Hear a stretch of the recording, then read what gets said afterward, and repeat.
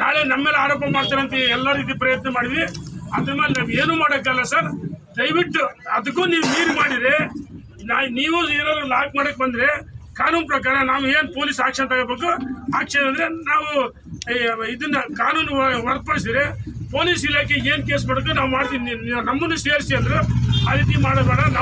ನಾವು ಜನರನ್ನು ಬಿಟ್ಟು ಅವ್ರೇನು ನೀವಿಬ್ಬರು ಹೋಗಿ ನಾವು ಕಾನೂನು ಅದಕ್ಕೂ ಬಗ್ಗೆ ಕಾನೂನು ಪ್ರಕಾರ ನಾವು ಇದು ಮಾಡ್ತೀವಿ ಅಂದ್ರೆ ಅದಕ್ಕೆ ನಾವಿಬ್ಬರು ಇದ್ದು ಬಂದು ನಮ್ಮ ಜನರ ಮೇಲೆ ಕೇಸ್ ಹಾಕಿಸೋದು ಅಮಾಯಕರ ಮೇಲೆ ನಾವು ಮಾಡೋಕ್ಕೆ ರೆಡಿ ಇಲ್ಲ. ಅದಕ್ಕೆ ಅವಕಾಶ ಕೊಡಲ್ಲ ಅಂತ ಹೇಳಿದ್ವಿ.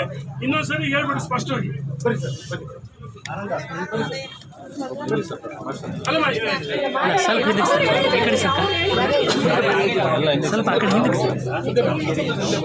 ಬನ್ನಿ.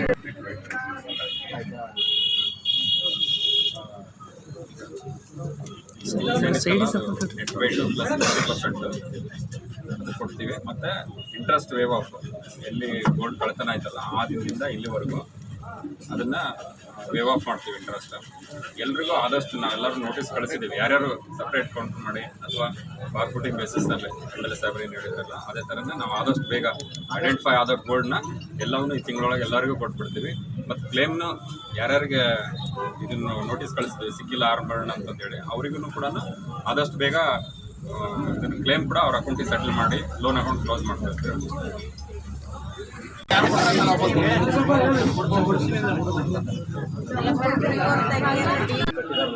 ಅವರಿಗೆ ಇಮಿಡಿಯೇಟ್ ರಿಕವರಿ ಮಾಡ್ಕೊಡ್ತೀವಿ.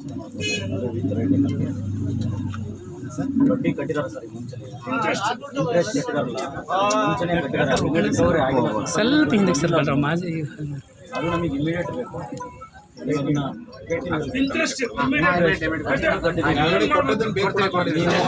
ನೀವು ಅಲ್ಲಿ ಕಳಿಸ್ತಾ ಇಲ್ಲ ಇಲ್ಲ ಇಲ್ಲ ಪಾಯಿಂಟ್ ಇಲ್ಲಿಂದ ಬರ್ಕೊಂಡ್ಬಿಡಿ ಸರ್. ನನಗೆ ಇಷ್ಟು ದಿವಸ ಅಂದರೆ 2 ದಿವಸದೊಳಗೆ ನನಗೆ ಬಗೆಹರಿಬೇಕು. ವಾರಗಟ್ಟಲೆ ಸುಮ್ಮನಪ್ಪ ಸೆಟ್ಲ್ಮೆಂಟಿಗೆ ಇವತ್ತು ಕೊಟ್ಟೆ ಅಂದರೆ ನನಗೆ 2 ದಿವಸದೊಳಗಡೆ ಬರಬೇಕು. ಎಲ್ಲೋ ಫೋನ್ ಮಾಡ್ಬಿಡಿ ಸರ್. ತನಕ ಬೇಡ ಸರ್. 12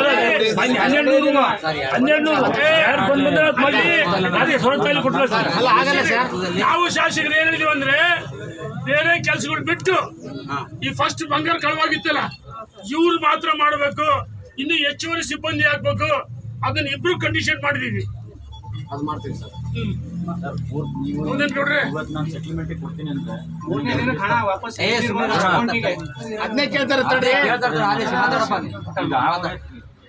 ಇವತ್ತು ನಾನು ಸೆಟಲ್ಮೆಂಟ್ ಕೊಡ್ತೀನಿ ಸರ್. ಈಗ ಕೊಟ್ಟು ನನಗೆ 2 ದಿವಸ ದುಡ್ಡು ಬೇಕು. ಯಾಕೆ ಅಂದರೆ ನಮಗೆ ನಿಮ್ಮ ಅನುಕೂಲ ನಾವು ಒಪ್ಪಿಗೆ ನಾನು ಈ ಪರಿಸ್ಥಿತಿ ನಮ್ಮ ಅನುಕೂಲ ನೀವು ಒಪ್ಪಿಲ್ಲ.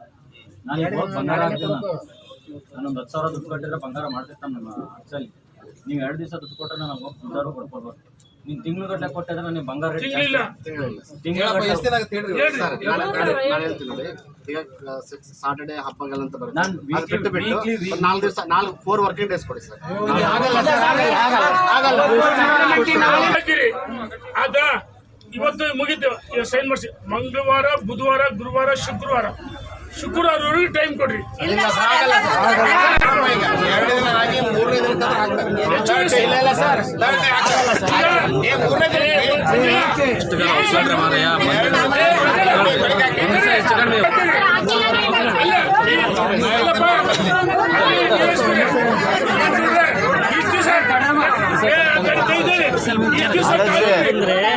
ಹಾಕಿಲ್ಲ ಅಂದ್ರೆ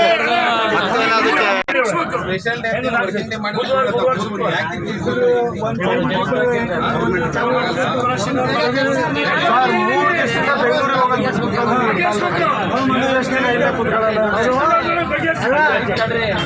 ಎರಡು ವರ್ಷಕ್ಕೆ ಹಾಕ್ತೀವಿ. 3ನೇ ದಿನಕ್ಕೆ ನಿಮಗೆ ನೀವು ಕೊಟ್ಟ 3 ದಿನದಲ್ಲಿ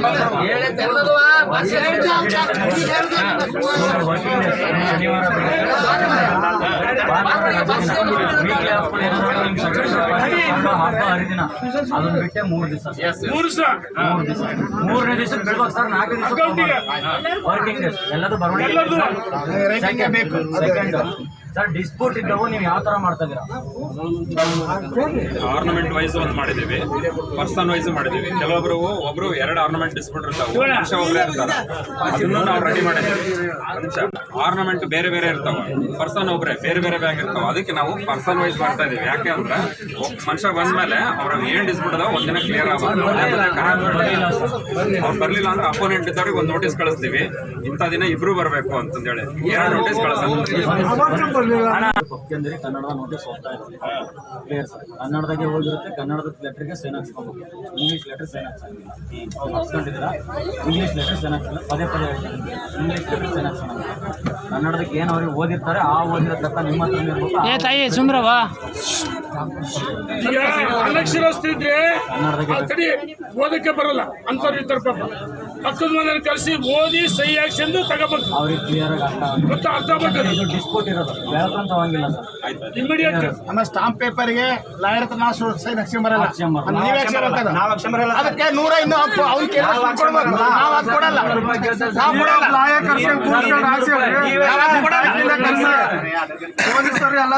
ಒಪ್ಪಿಗೆಗಿದ್ದಿಲ್ಲ. ಅನಿವಾರ್ಯವಾಗಿ ಕಾನೂನು ಮತ್ತೊಂದು ಯಾವುದೋ ಕೈ ತಗೋಬಾರ್ದು, ಅನಿವಾರ್ಯ ಒಪ್ಕೊಂಡಿದ್ದೀವಿ. ನಮ್ಗೆ ಯಾರು ಮರೆ ತೆಗಿಬಾರ್ದು. ಈಗ ತರ್ರಿ, ಈಗ ಅವ್ರು 300 ರೂಪೀಸ್ ನಾವು ನೀವು ಕಳಿಸಿ ಒಬ್ಬರು ನಾವು ಲಾಯರ್ ನಿಮ್ಮ ಬ್ಯಾಂಕ್ ಲಾಯರ್ ನೀವು ಕೊಡ್ಬಾರ ಮಂಜನ ಅಲಿಸಿ. ಈಗ ಅಲ್ಲ ನಾನು ಅವ್ರ ಬ್ಯಾಂಕ್ ಲಾಯರ್ ಇರ್ತಾನೆ, ಅದನ್ನ ಈ ಬ್ಯಾಂಕಿಂದ ಫೀಸ್ ಕೊಡ್ತಾರೋ ಇವರು ಜೋಬಿಂದ ಕೊಡ್ತಾರೋ ಬೇಡ. ನೀವ್ಯಾರು 10 ರೂಪಾಯಿ ಕೊಡಂಗಿಲ್ಲ ಏನ್ರಿ? ಇದು ಕಂಡೀಷನ್. ಅವ್ರ ಹತ್ರ 10 ರೂಪಾಯಿ ಸಿಗಂಗಿಲ್ಲ. ಬಂಗಾರ ಇಲ್ಲಿಂದ ಇಲ್ಲ ಹೋಗ್ಬಿಟ್ಟು ಅವರ ಅಮೌಂಟನ್ನು ಅವತ್ತು ಹೇಳಿದ ಪ್ರಕಾರನೇ ಅಸ್ತಿಗೆ ಮುರ್ಕೊಂಡು ಉಳಿದ ಬಂಗಾರನ ಕ್ಲಿಯರ್ ಅಲ್ಲ ಸರ್. ಅವತ್ತು ಟೋಟಲ್ 8 ಪಾಯಿಂಟ್ ಅದಕ್ಕೆ ಸರ್ ಯಾವುದು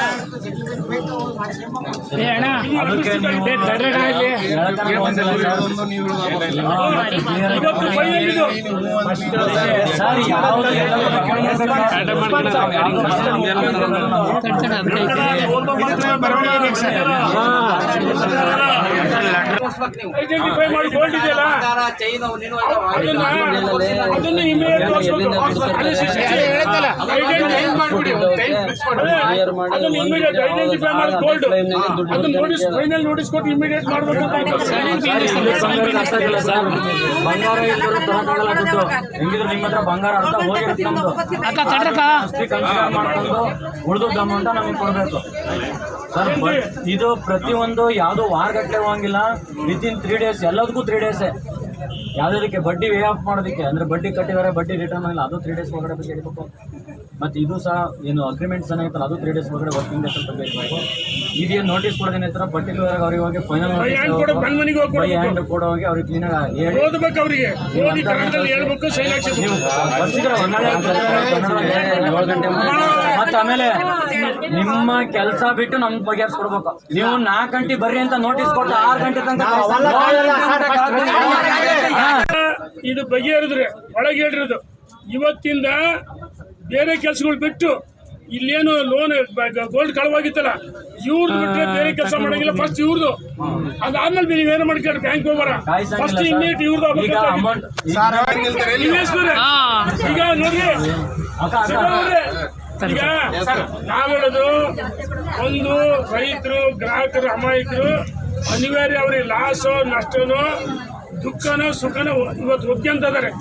ಇದಕ್ಕೂ ಮೋಸ ಮಾಡಿದ್ರೆ ಯಾವ ಪೊಲೀಸು ಕಾನೂನು ಅದನ್ನು ಮೀರಿ ನಮಗೆ ಹೋರಾಟ ಮಾಡೋದು ಗೊತ್ತು, ವರ್ತನೆ ಮಾಡೋದು ಗೊತ್ತು. ಎಷ್ಟು ಕೇಸ್ ಹಾಕಿರೋ ಅದನ್ನ 100 ಕೇಸ್ ಜಯಿಸೋದು ಗೊತ್ತು, ಕೋರ್ಟ್ ನಮಗೆ ಅದೆಲ್ಲವೂ ಗೊತ್ತು. ಆದರೆ ನಾವು ಸಂಘರ್ಷ ಬೇಡ ಸಾಮರಸ್ಯ ಅಂತ ಭಾಳ ಸಂಘರ್ಷ. ಇದು ಗ್ರಾಹಕರಿಗೆ ನಡೆಯೋ ಬ್ಯಾಂಕ್ಗಳು, ಬ್ಯಾಂಕಿಗೆ ಕೆಟ್ಟ ಹೆಸರು ಬರಬಾರ್ದು, ಇವರು ಗ್ರಾಹಕರಿಗೆ ಅನ್ಯಾಯ ಆಗಬಾರ್ದು. ಇಮಿಡಿಯೇಟ್ 3 days ಒಳಗೆ ಮುಗಿಸ್ರಿ ಆಯ್ತಾ?